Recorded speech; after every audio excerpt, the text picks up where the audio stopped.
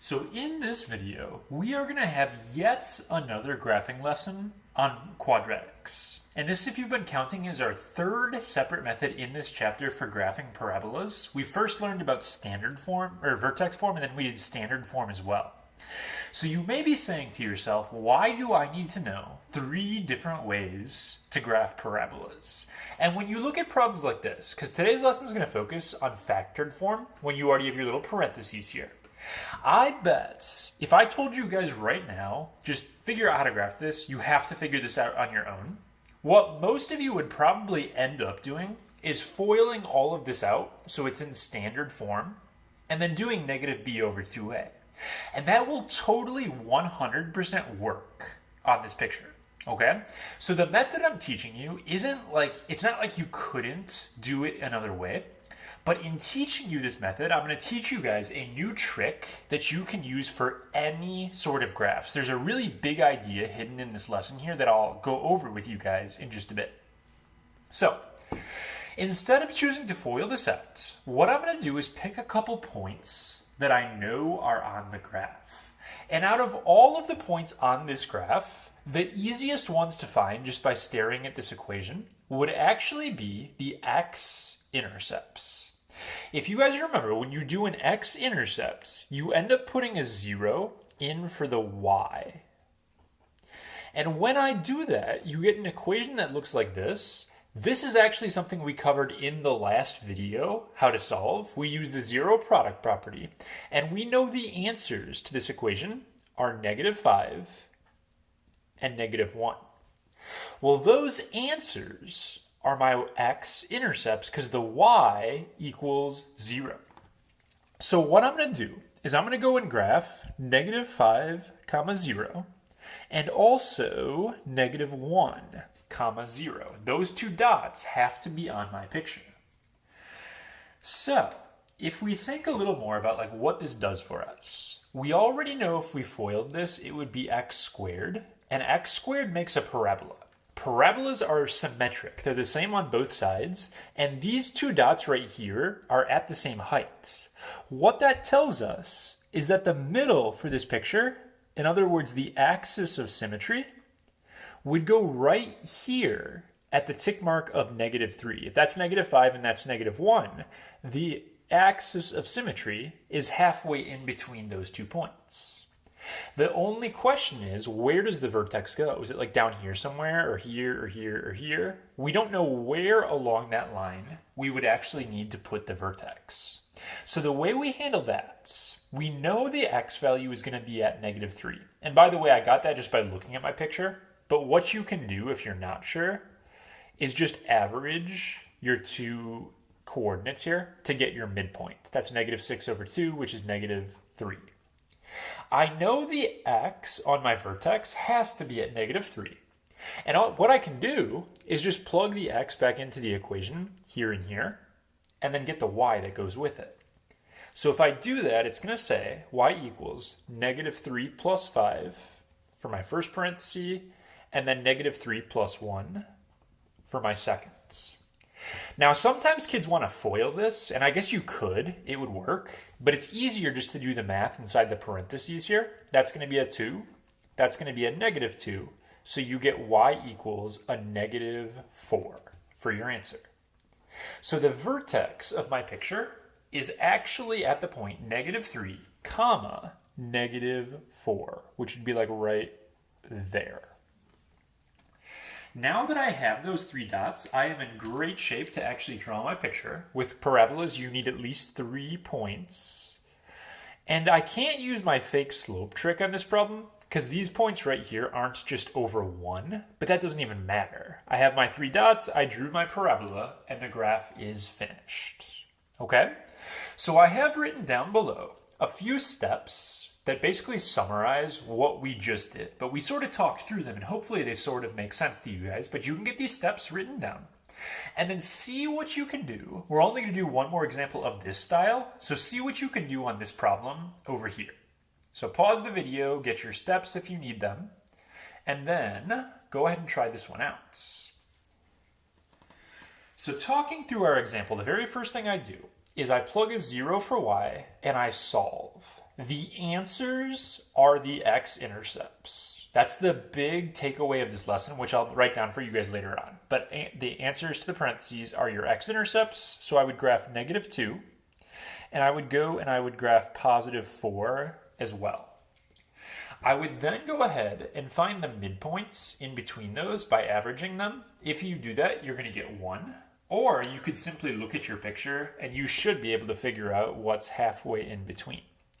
So my axis of symmetry is right there. I know it's 1 comma something. And then all I do is I plug my 1 in to actually get my y.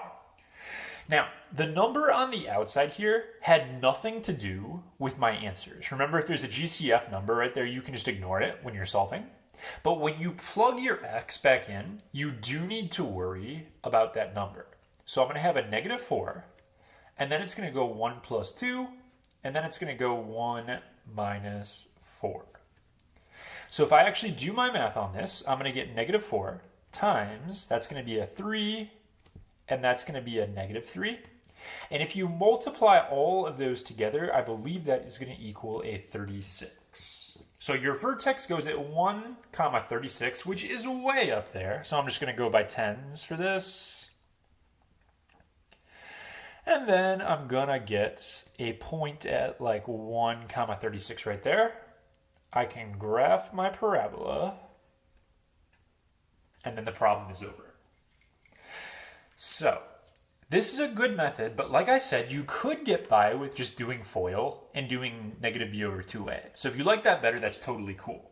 The big takeaway though, the thing that's really important that you cannot do without in this video, when you look at a graph, it works for parabolas, that's all we've talked about in this video, but it actually works for any kind of graph at all.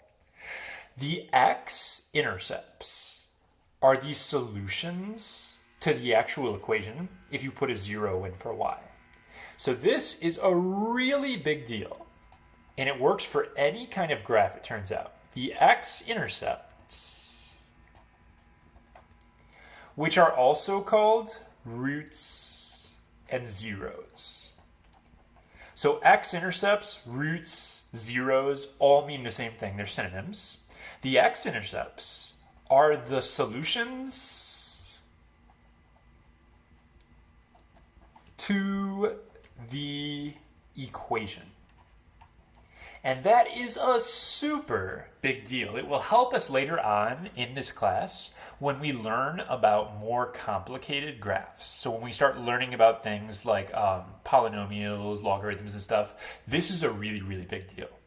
It even works on really, really easy equations where you would never want to do this in the first place. So let's say I had the equation y equals 2x minus 4.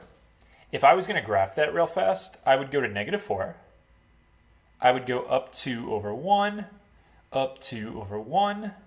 The x-intercept on this graph hits at 2. And if you put a 0 right here and you solve this, you will get 2. So x-intercepts are actually wherever the answers are for the problem. That's a really big deal. I have one more little question on this page before we switch papers here. And I want to just really quickly talk about how you make a quadratic equation if you're given the answers in advance. It's really hard to make equations in standard form, like if I go x squared plus 5x, and I try to make it work out this way, it's really hard to make it so both answers are going to work. So I just threw this down on the paper right here. That would be a 16 if I plug in a 4. 16 plus 20 is 36. So if I go like this, minus 36 equals 0. Just throwing something on the paper here. I can basically make it so this 4 works out, and the 4 will work right now if you plug it in, but -11 totally isn't going to work if you also plug it in. So it's hard to make both of the answers work if you're just trying to make a standard form equation. Really easy to make both answers work if you use factored form. If I want my answer to be 4, well, my parenthesis has to say x minus 4, because if I equaled that to 0, I'd get a 4. If I want to have -11, it's got to say x plus 11, because if I solve it, I'll get here. And then the problem just has to equal 0. Well, this problem totally has these two answers. What if they said, oh, actually I want standard form? Well, then you take your parentheses, you do it the same way, but then you just FOIL them out. So if you FOIL those, you end up getting this equation. So if you know the answers and you're trying to build an equation, using those factors is the best way to do it. I don't know why I wrote 0 twice. That was weird.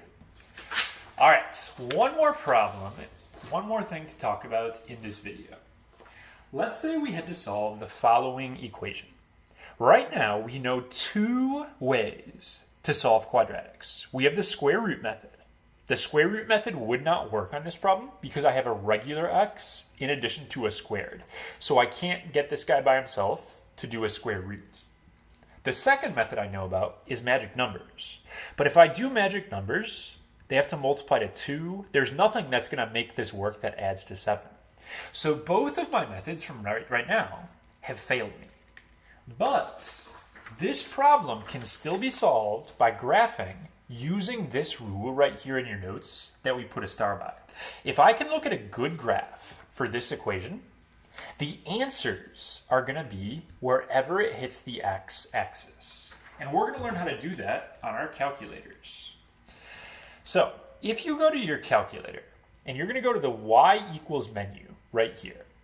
In the y equals menu, I'm going to go ahead and type in my equation, making sure that it equals 0. Okay, so I typed my equation into the calculator.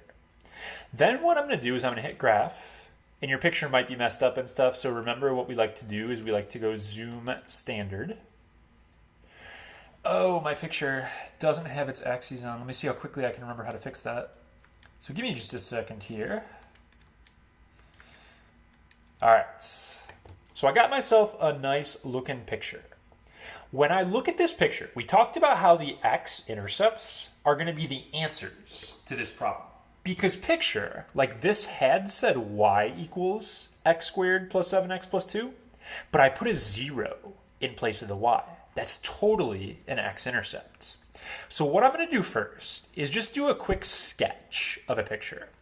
When I say the word sketch, that means just a really quick like this. You don't have to worry about doing dots and stuff. This just gives me an idea of what my picture looks like. And let me show you where the buttons are to find the actual x-intercepts.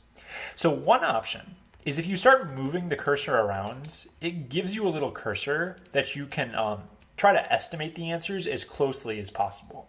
You can also hit the trace button and it locks it so it stays on the actual picture.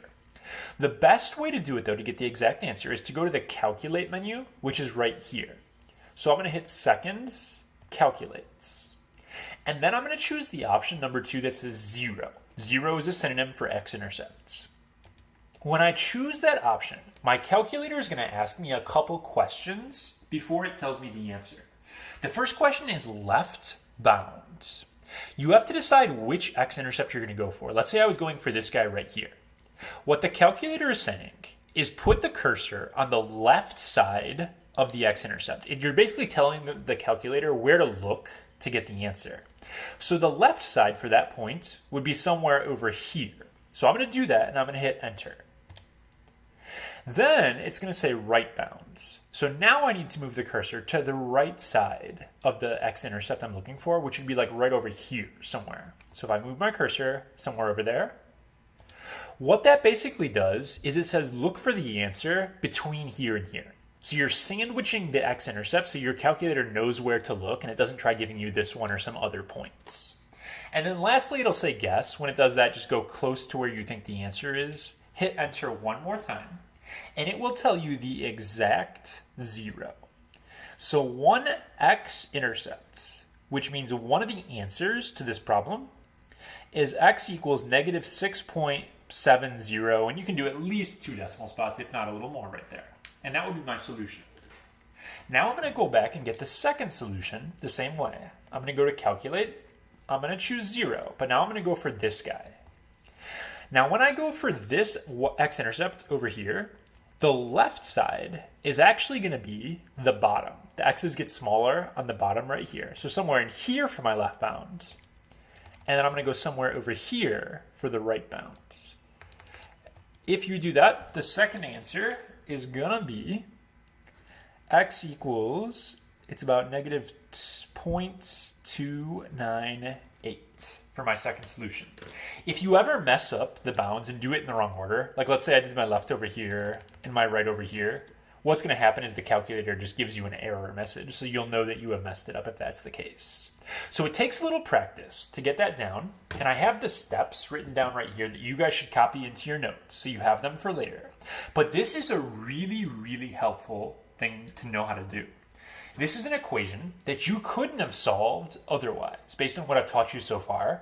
But if you graph it on the calculator, you can just get your answers off of the calculator. So the calculator and technology will help us out. So get those steps written down, and that is the end of our lesson.